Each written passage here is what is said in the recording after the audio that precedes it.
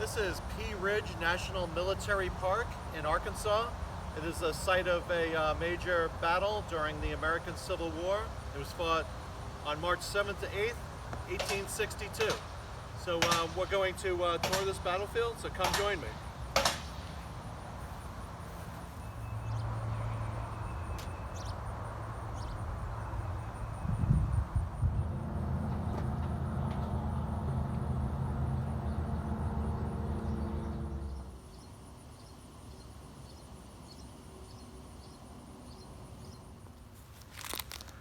Where I knew I might make the best fight. So, General Samuel Curtis of the Union Army, he felt that the high bluffs here on Little Sugar Creek would be the best line of defense to prepare for a Confederate attack. And on March 6th, the night before the actual battle, the Federals built multiple trenches in this vicinity to prepare for that defense. This is a line of Union trenches.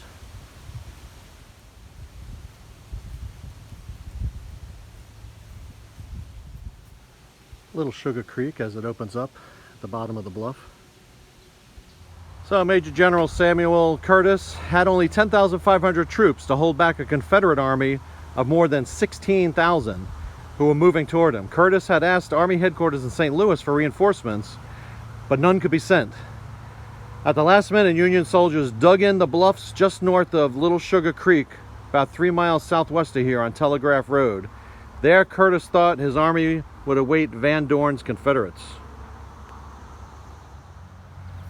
This is Union Major General Samuel R. Curtis's headquarters site, and this is where he would remain for the duration of the Battle of Pea Ridge.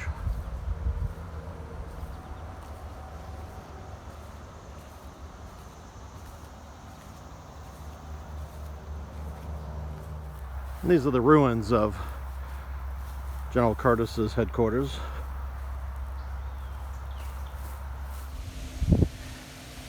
A long, cold, hungry march. Confederate General Earl Van Dorn pushed his troops hard to sweep completely around his opponent using a back road called the Bentonville Detour. Van Dorn gambled that if he could capture the Telegraph Road, the only pipeline for Union supplies and communications, he could crush the Union Army. The enemy is behind us. It was still below freezing at 10:30 a.m. on March 7th, 1862, when an alarmed messenger thundered into the Union headquarters here. The news he carried was startling. The Confederates were moving down the Telegraph Road a mile north of Elkhorn Tavern. All of General Curtis's careful troop positioning for a battle at Little Sugar Creek to the south was now useless. The battle would now be here.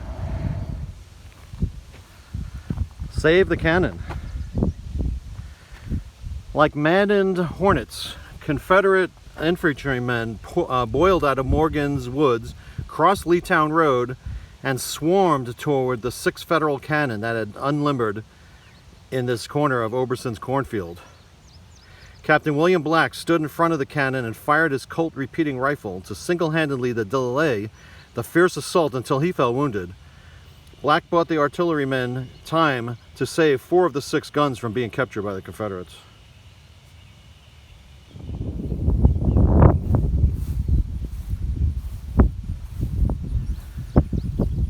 Stand to your posts. Yankee cavalrymen, Union cavalrymen, mauled from a sharp fight with 7,000 Confederates, raced back across Samuel Oberson's cornfield from the belt of the trees in the distance.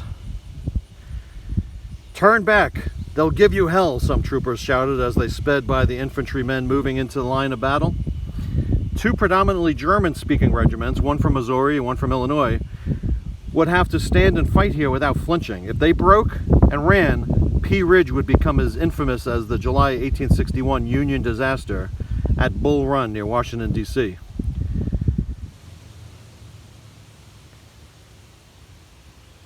And here are the 6 cannon positioned where they would have been to face the Confederate attack.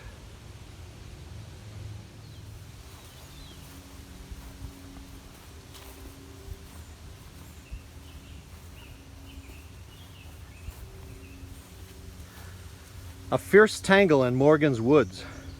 4 regiments of volunteers from Arkansas and Louisiana, moving with all the vim and vigor of regulars, ran headlong and unaware into 2 Illinois regiments near here. The close-range fighting was so intense that men from both armies threw themselves flat on the ground to survive the hurricane of flying lead. Military order dissolved. Squads of soldiers rushed from stump to log to tree in the thick tangled undergrowth, kneeling to fire.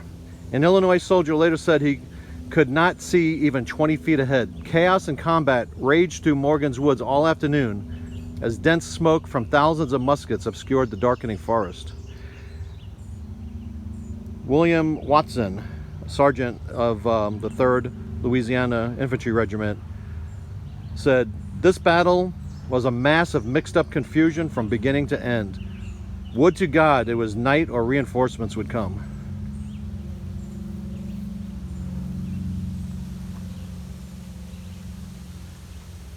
And it is today kept a massive tangled wilderness. This is another artillery position from the Union lines. A crisis in command, for the Confederates at least. The general in charge of this half of the Confederate Army, Texan Ben McCulloch, had formed his division some 7,000 strong just out of sight behind the trees in the distance. Before ordering a massive charge into Oberson's cornfield, Old Ben, as his troops called him, rode alone to the edge of the trees for a final scout. Yankee skirmishers behind a rail fence shot the popular general dead. No Confederate soldier or officer saw McCulloch fall. Minutes passed with no word. Finally, second in command, General James McIntosh, took over, only to die while leading a charge out of the woods. With no leader to give orders for more than an hour, the momentum that might have led to a swift Confederate victory at Leetown was lost. 2 armies collide. So, 7,000 Confederate troops crowded in close along Ford Road, the lane that we see on the right edge of this field. As they trudged east toward Elkhorn Tavern, a small Union force of Iowa cavalrymen, only 600 men, unexpectedly appeared from the thick belt of trees you see on the left. Neither force expected a fight here. 3 Union Canyon unlimbered and fired into the massive Confederate formation. Within minutes, 3,000 cavalrymen from Texas and Arkansas turned off the road. With war whoops, they swept over Wiley Foster's wheat field. The shattered Federals fled back through the trees. It happens that Pea Ridge was the only major Civil War battle in which Indian troops participated. 2 regiments of Cherokees, about 1,000 men, fought for the Confederates.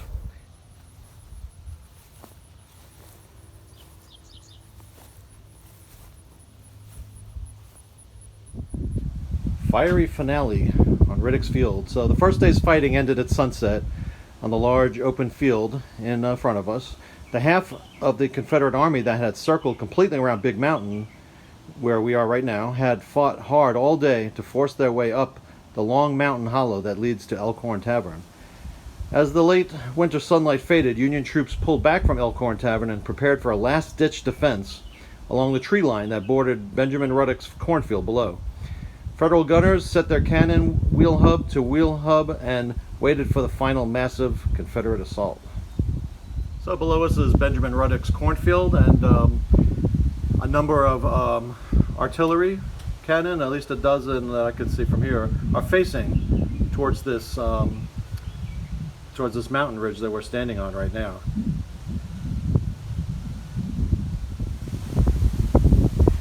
Slaughter in the rocks.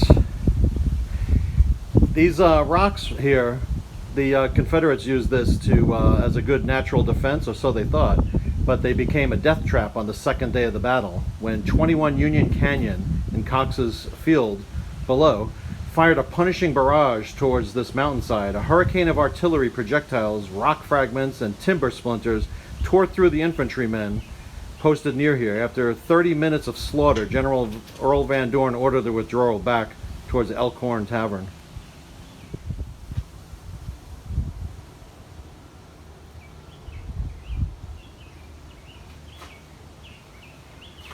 So this is their death trap.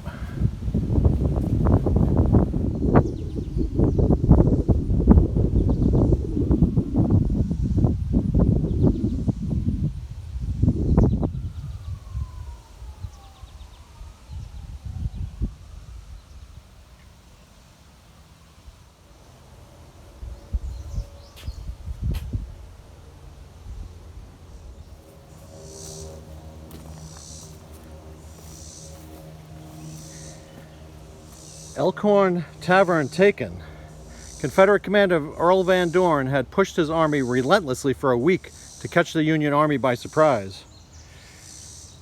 Now, after hours of hard fighting up the Telegraph Road, here in sight of Elkhorn Tavern, Van Dorn gambled by committing all his reserves. As the Missouri State Guard regiments drove back the Federal defenders, Elkhorn Tavern appeared to be a bold Confederate victory.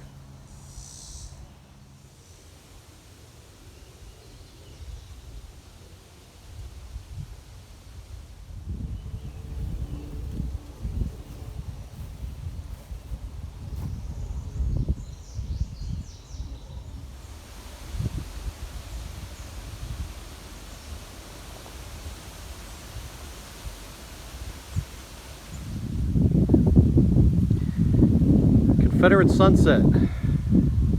As the sun set on the first day of battle, about 3,000 Confederates from Missouri made their final charge here. Crossing Ben Ruddock's stubbled cornfield, they ran straight toward the muzzles of Federal cannon, set wheel hub to wheel hub against a line of trees. After hours of fighting withdrawals, this last Union line held firm. Rebuffed Confederates ebbed back to Elkhorn Tavern. A perfect storm of shot and shell. The two armies lined up for a second day of fighting. After a long, bitterly cold night, the Confederate artillerists set up their guns along the edge of these woods. The Union battle line was only 500 yards away, a 5-minute walk across the open fields. At 8 a.m., the Union cannon bellowed out their first volley, concentrating fire first on the Confederate artillery positions here. Confederate gunners fired back. The roar of big guns was heard more than 50 miles away. The Yankee barrage went on non-stop for 2 hours. It was the largest artillery shelling of the Civil War up to that point. The unrelenting bombardment forced the surviving Confederate cannoneers, by then low on ammunition, back to safety at Elkhorn Tavern. This is the row of Confederate artillery. That beautiful charge, where 10,000 Union troops gathered.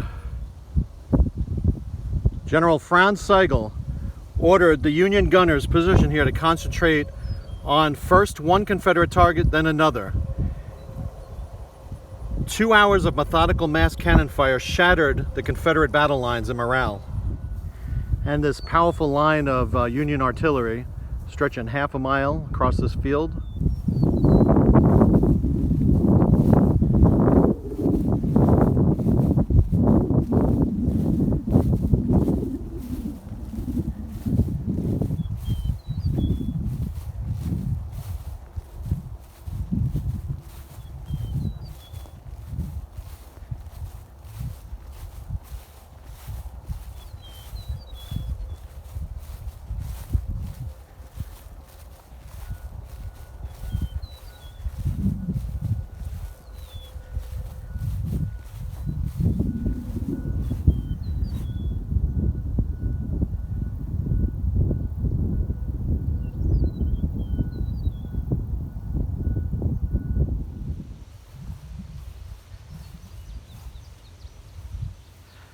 Disastrous retreat.